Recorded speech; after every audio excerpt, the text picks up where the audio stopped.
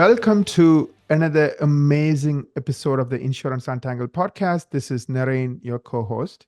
As you know, this is the place where you untangle the mess that's PPO plans. And today we have our co-host and dear friend, Ben, with us to talk about dental plan types and non-covered service laws. Ben, welcome. And also I have Jordan with me, who's going to be my co-host, fellow co-host. I'm just hanging out, yeah. Morning, Naren, or good afternoon, wherever you guys are at, wherever you're listening. But thanks for that intro, Naren. Absolutely. Let me kick it off with the first question. Can you briefly explain the different types of dental plans that exist? Yeah, I feel like that's an important question to ask because when it comes to laws, there are different laws that govern different types of dental plans. So the two most common in terms of plans that provide reimbursement are self-funded plans. When an employer just wants to sort of pay their own way, right? Pay their claims and then pay an admin fee to an insurance company to process claims. Those are called self-funded. They're the least expensive in terms of the spend on a dental benefit.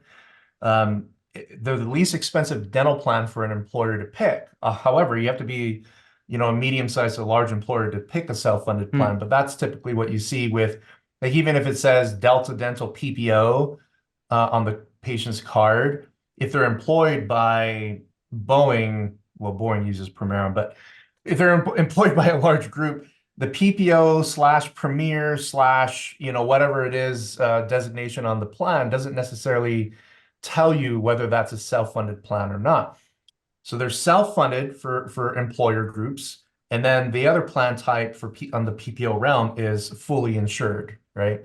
Fully insured, they cost more as a patient. So you typically see like small businesses, like if a chiropractic office or even a dental office wanted to do an insurance plan, the vast majority of small businesses will do full insurance. They'll pay a little bit extra, well, sometimes a lot more than self-funded plans, mainly because a lot of small businesses don't have the numbers to support self-funding their own plan, right? Sometimes it's more expensive for small groups to do that. So full insurance is putting money into a big pot, just like we do with medical insurance, right? We all contribute towards medical insurance, and then out of that pot is what claims are paid out of, right? So those are the two different classifications. You have self-funded or you have full insurance. Yeah, that's kind of fascinating, actually. So, Ben, what laws govern these types of plans? Yes. So for self-funded plans, simply because self-funded is not it is structured where the employer is financially responsible for claims. So those self-funded, those plans are governed under federal laws. And the law in particular is called ERISA, ERISA. So it's a federal law that governs self-funded plans. Now, for fully insured plans, those are governed by the state. So if you have a problem with your insurance plan and you have a fully insured plan, you can call the insurance commissioner of your state to get advocacy. But those are the two different separations. Is self-funded follows federal ERISA laws, fully insured follows state laws. That's awesome, Ben. When it comes to each state's non-covered service, are self-funded dental plans truly exempted from those state law stipulations? Yeah, great question there, Naren. And by the way, I forgot to throw out a disclaimer. We're talking about laws. You're not an attorney. Yes, thank you, Jordan. I'm not an attorney, and this does not represent legal advice. This is just speculation on what the laws are and where they are. Right.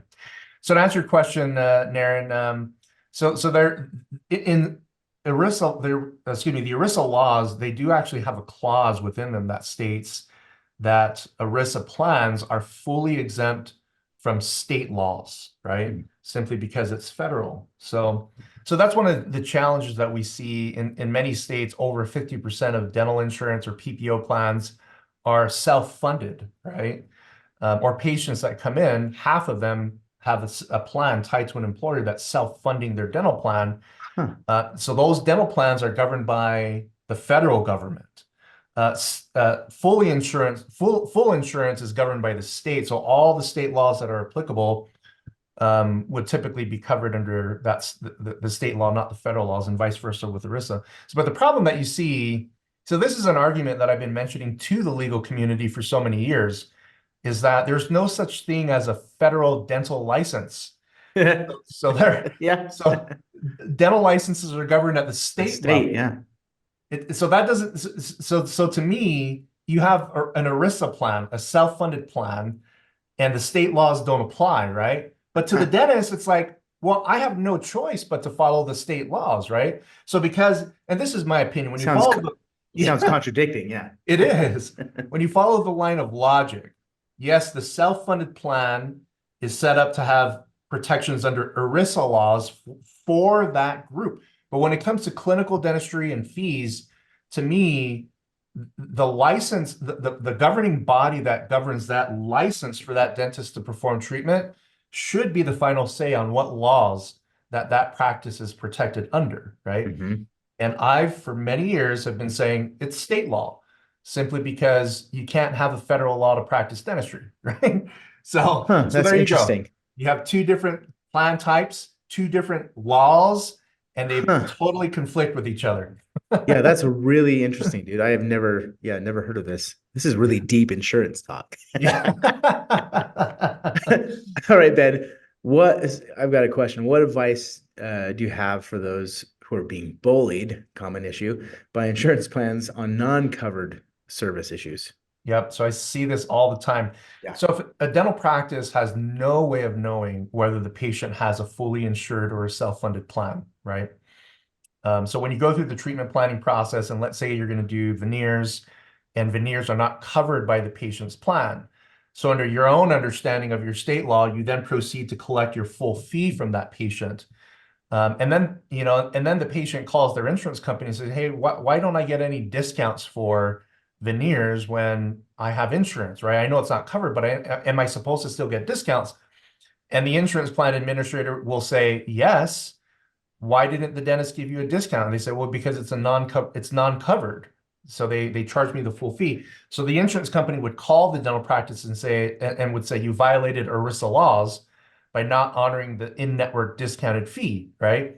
My response to those regulators is, well, you show me where I have a federal license to practice dentistry where those federal laws would govern my license, and then I'll give the patient a refund. But until you can prove that my license is governed under any federal law, then this conversation is over, right? You can't ask me to not, to throw out all the licensing requirements because you have a federal law that governs the patient's plan and how that's sold, but it doesn't satisfy the question of who governs my license from a governing perspective, state or federal. And you don't get any response from the insurance companies at all. Oh, ERISA laws exempt us from, well, the plan from state law governance. That does not throw out the fact that the doctor's license is still governed under state law, right? So I push that argument all the time, and not once have I ever received a response from an insurance company. Even when I'm on the call, they never call back because they know we're right. Yeah, that's interesting. Thank you. Thank you for that, Ben. Let me ask you the last question. How do I find out if I'm in a state that has a non-covered service law?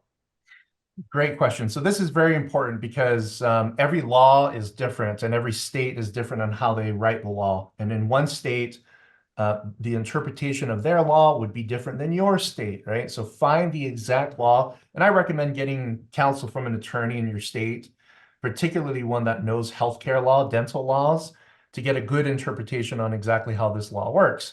So the best place for you to go is if you Google, like if you're in the state of, let's say, California, and you Google California dental non-covered service legislation, 9 times out of 10, first thing that'll pop up will be your state law.